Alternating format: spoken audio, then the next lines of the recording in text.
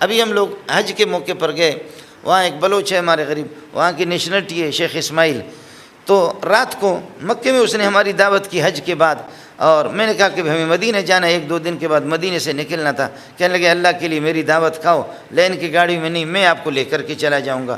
تو پھر رات کو وہ اپنے میں نے کتابوں میں تو چونکہ پڑھا تھا، لیکن یہ کہ میں نے اس کا مجھے اندازہ نہیں تھا، تو اس نے ہمیں مکے میں دعوت کی اپنے گھر پہ، دعوت کھلانے کے بعد بوڑھا آدمی اپنے گاڑی میں بٹھا کر کے خود کہنے لگے میں مدینہ آپ کو لے کر کے جاؤں گا۔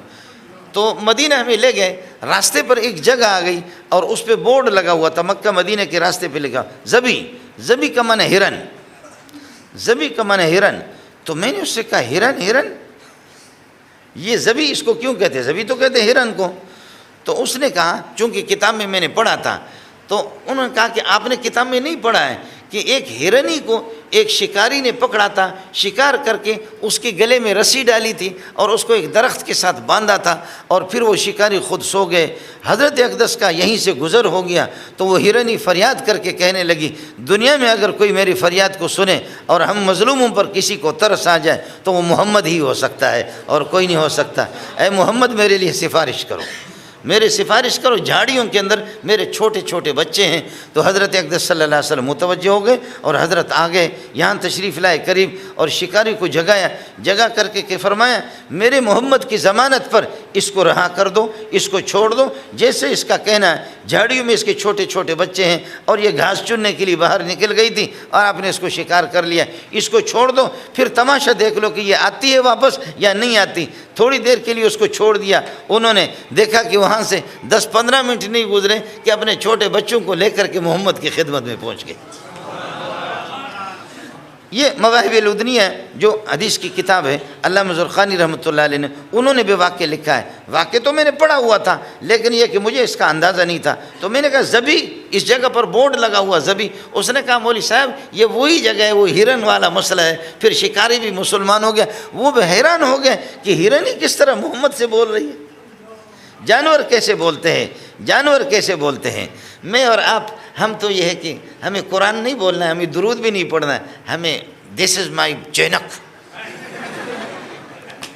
وہ ہمارے بروئی بلوچ سندھن کے ڈسبت ایڑی انگریزی یہ لگے تو ہی نجی ماں جگہ وہ انگریز تھی گئی ہے، ایسے لگ رہا ہے کہ ماں اس کی کوئی سندھی گزر گئی ہے انگریز۔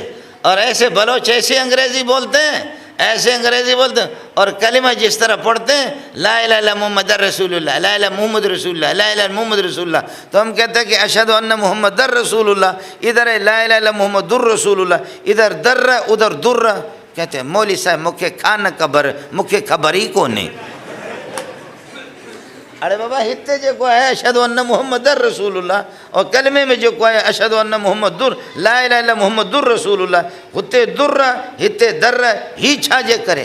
مولوی صاحب مکھے کھان خبر، اساں کی خبر ہی کونے، تو کہ موچڑا لگے پتہ تو کہ خبر تھیندو۔ ہم تو حال ہے، ہمارا حال تو یہ ہے نا، اس حد تک ہم لوگ انگریزی ایسے بولتے ہیں، ایسی انگریزی بولتے ہیں۔ ہمارے ایک بابا تھا، وہ جامع فاروقیہ میں اللہ مغفرت کاملہ فرمائے، انگریز جب آتے تھے تو وہ بھی اپنے انگلیوں کو کاٹتے تھے، انگریز کی ایسی گرفت کرتا تھا۔ انگریز کہتے ہیں کہ اتنی ایسی انگریزی تو میری ماں بھی نہیں بول سکتی، میں تو انگریز ہوں۔ ایسی انگریزی تو ہماری ماں بھی نہیں بول سکتی کہ جس طرح سندھی اور بلوچ اور پٹھان اور مہاجی جیسے انگریزی بولتے ہیں۔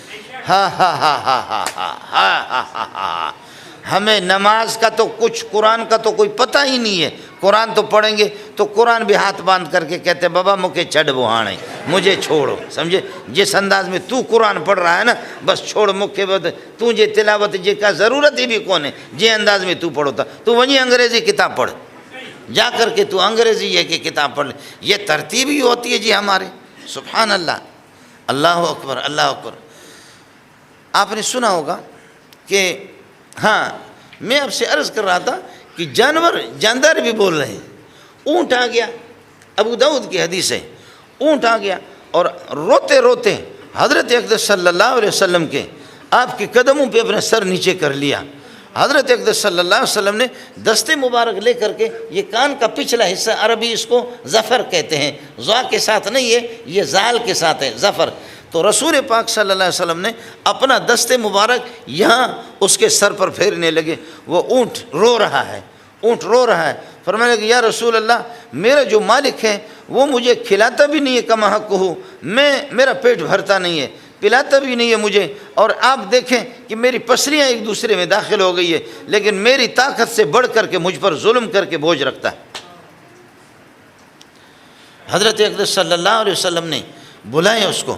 فرمایا کہ کون ہے اس کا من؟ انہوں نے بتا دیا کہ فلاں شخص ہے. فرمایا اس کو بلاؤ. بلا کر کے فرمایا انک تدعیہ وتجیعہ، تو اس کو تھکا کر کے رکھتا ہے اور تو نے اس کو بھوکا رکھا. اللہ سے ڈرا کر، اللہ سے ڈرا کر.